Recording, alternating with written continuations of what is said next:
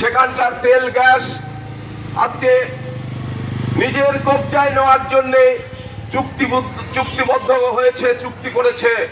আজকে শুধু ওই ইউক্রেনের তেল গ্যাসই নয়, ভেনিজুয়েলার যে সারা পৃথিবীর তেল সমৃদ্ধশালী দেশ, সেই ভেনিজুয়েলার গ্যাস তেল তার কবজায় নেওয়ার জন্য ভেনিজুয়েলার প্রেসিডেন্ট এবং তার সহধর্মিণীকে উঠায় নিয়ে গেছে, তুলে নিয়ে গেছে। এইটা কোনো সভ্য দেশের সভ্য রাষ্ট্রনায়কের এটা করা উচিত নয়।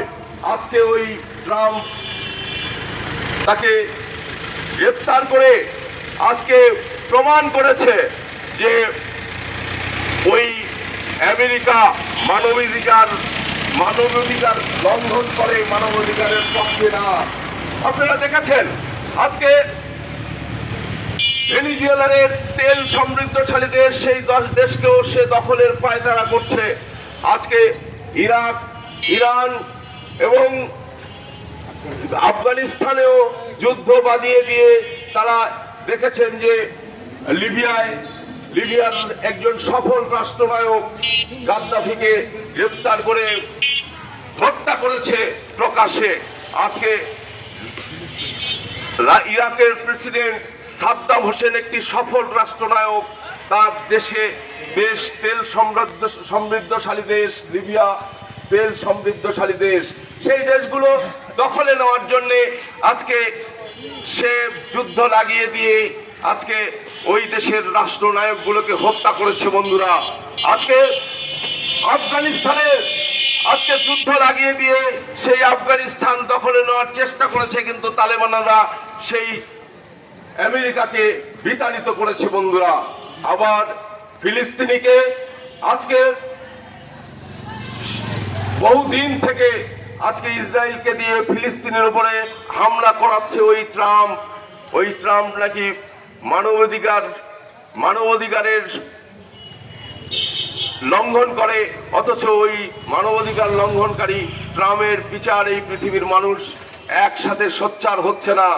আপনারা দেখেছেন ফিলিস্তিনির কি ভয়াবহ অবস্থা, সেখানে শিশু থেকে প্রচুর মানুষ হত্যা করেছে। তার সেই যুদ্ধ অপরাধী হিসেবে আসলে ফিলিস্তিনি এবং নেতানিয়াহু ব্যবস্থা হওয়া উচিত এই পৃথিবীতে। আজকে সেটা হচ্ছে না। আমরা দেখছি যে আজকে এই বাংলাদেশকেও তার কবজায় নেওয়ার জন্য আজকে আমেরিকার সাথে ইউনুসকে দিয়ে আজকে তার কবজায় এই বাংলাদেশকে কবজায় নেওয়ার জন্য আজকে চুক্তি করেছে, যে চুক্তি আমার দেশকে আজকে ধ্বংস করার চুক্তি। কি চুক্তি? সেই চুক্তি আপনারা জানেন যে সেই চুক্তি করেছে সেটা হচ্ছে যে তার কাছ থেকে 14টা প্লেন কিনতে হবে। সেই প্লেনের আজকে 31 সালে সাপ্লাই দিবে, তার টাকা শোধ করতে হবে 1,80,000 কোটি টাকা বাংলাদেশকে। আজকে প্রত্যেক দিন সেই প্রত্যেক মাসে বছরে ওই টাকা শোধ করতে হবে। আজকে আগেই টাকা নিবে ট্রাম্প, কারণ আমাদের টাকা দিয়ে প্লেন তৈরি করে আমাদেরকেই দিবে। সেই প্লেনও যে এই দেশে নিয়ে এসে চলবে তারও গ্যারান্টি নাই, এটা নিয়েও কোনো কথা বলা যাবে না। তার দেশের যত খাদ্য আছে পচা খাদ্য, যেটা তার সিনেট থেকে বাজেয়াপ্ত হয়েছে, তার দেশে যে খাদ্য বাজেয়াপ্ত হয়েছে সেই খাদ্য আমাদের দেশে পাঠাবে। পচা গম যেটা ফেলে দিতে হবে সমুদ্রে, সেই গম পাঠাবে।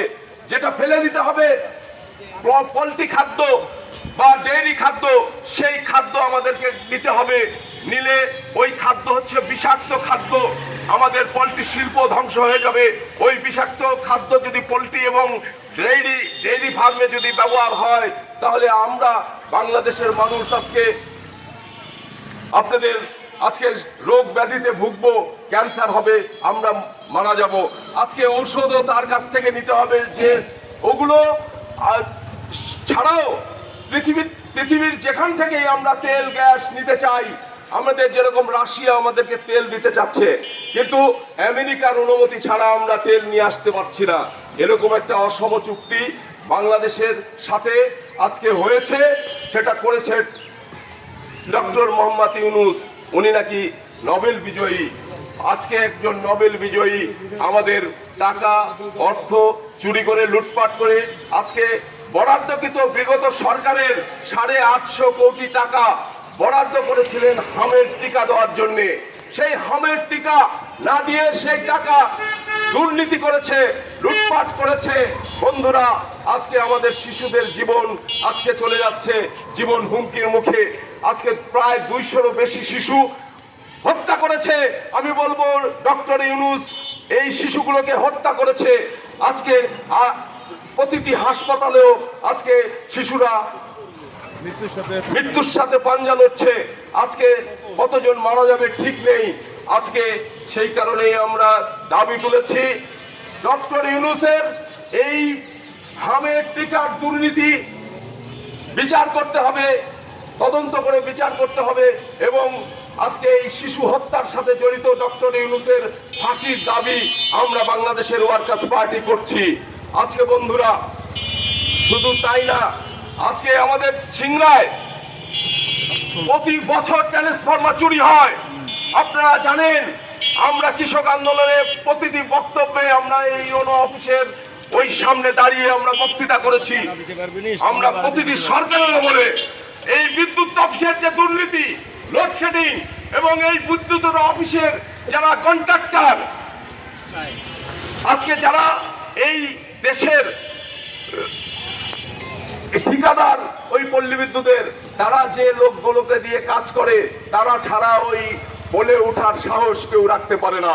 তাই আমি বলবো ওই ডিজিএম সাহেবকে রিমান্ডে নিলে, ওই কন্ট্রাক্টরদের রিমান্ডে নিলে আজকে কিন্তু ওই দুর্নীতি বন্ধ হওয়া সম্ভব।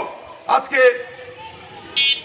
এই ট্রান্সফরমার আপনারা দেখেছেন, গতকাল তার আগের দিন সম্ভবত পত্রিকায় এসছে এই বছরে প্রায় 96টা ট্রান্সফরমার চুরি হয়েছে।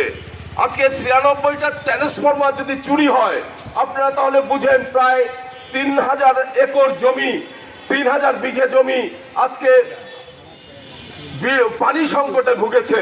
কারণ একটা ট্রান্সফরমার চুরি হলে কৃষক বুঝে যে ট্রান্সফরমার নিতে কি কষ্ট, টাকা জোগাড় করতে হয়, ওই ট্রান্সফরমার নিয়ে আসতে হয়, সময় লেগে যায় 8-10 দিন 15 দিন। ওই সময়কালে পানি সেচ দিতে পারে না, ওই প্রজেক্টের ধান যে সুষ্ঠুভাবে পাবে এইটার নিশ্চয়তা নাই। তাই আমি দাবি করব আজকে পল্লী বিদ্যুৎকে ওই ট্রান্সফরমার চুরির যে হয়েছে তার ওই কৃষকদের ভর্তুকি দিতে হবে তাদের। শুধু তাই না, আজকে শুধু ট্রান্সফরমার চুরি না, আজকে আমাদের সিংড়ায় গতকাল রাতে শিলাবৃষ্টি এবং ঝড়ে সমস্ত ধান শুয়ে গেছে, পড়ে গেছে। আজকে 2টা ইউনিয়নে আজকে চরম শিলাবৃষ্টি হয়েছে। আজকে আমাদের মিছিল এবং দেখলেই বুঝেন যে আমাদের মিছিলে আজকে সামান্য লোক, 2টা ইউনিয়ন যেখানে আমাদের সংগঠন ভালো সেখানকার লোকজন আসতে পারে নাই, তারা কান্নাকাটি করছে। শিলাবৃষ্টিতে কুটে থুয়ে গেছে ধান। আজকে সারা সিংড়ার ঝড়ে সমস্ত ধান শুয়ে পড়েছে। এই কৃষকগুলোকে যদি আপনারা, এই প্রশাসন, আমি ইউনো সাহেবের কাছে বলবো, আবেদন করব, এই আপনি গতকাল একটা কৃষি অফিসে বক্তব্য রেখেছেন, কৃষক, আপনার কৃষককে দেখলেই আপনার বাবা চাচার কথা মনে হয়। আমি বলবো আপনি একজন কৃষক বান্ধব মানুষ, আপনার চলাফেরা কথাবার্তায় আমরা সেটা বুঝি। আমরা বলবো ইউনো সাহেবের কাছে জোর দাবি জানাবো যে সিংড়ার এই কৃষকদের আপনি ভর্তুকির ব্যবস্থা করবেন, না হলে সামনের বার তারা ধান উৎপাদন করতে পারবে না। আজকে আমি বলবো যে আজকে মার্কিনী চুক্তি বন্ধ করে আমাদেরকে বাঁচাতে হবে। আমাদের প্রাণপ্রিয় নেতা জনাব রাশেদ খান মেনন, তার যে বর্ণাঢ্য রাজনৈতিক ইতিহাস, সেই ইতিহাসে উনি একজন ত্যাগী নিঃস্বার্থ সমাজসেবক। আজকে তার সারা জীবন আজকে সেই ৬২ ছাত্র আন্দোলন থেকে শুরু করে ৬৯-এর গণ অভ্যুত্থান, ৭১-এর মুক্তিযুদ্ধ এবং ৯০ সালের স্বৈরাচার বিরোধী আন্দোলন এবং এবারও এই ২৪-এর আন্দোলনেও উনি বিভিন্নভাবে এই আন্দোলনের সাথে ছিলেন এবং বলেছেন, পত্রিকায় এসছে যে সরকারকে আহ্বান জানিয়েছে